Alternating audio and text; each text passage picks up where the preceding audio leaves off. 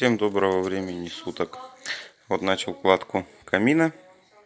Первый ряд с красного кирпича. Это все идет у нас по уровню. Выкладывается, выложил вчера.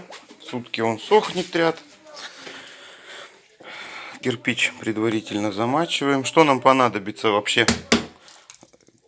Что нам понадобится из оборудования? Это уровень, тара для замачивания кирпича, тара для приготовления раствора, глина шамотная. Продается она тоже в сетевых магазинах, в мешках. Дрель, миксер и плиткорез, либо болгарка с диском по камню.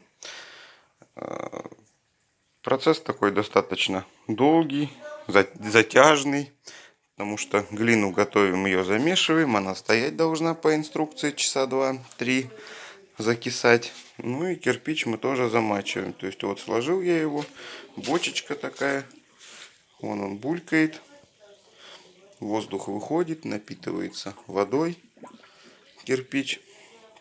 Все, из него выкладываем. Ну, в день можно класть не больше 1-2 рядов.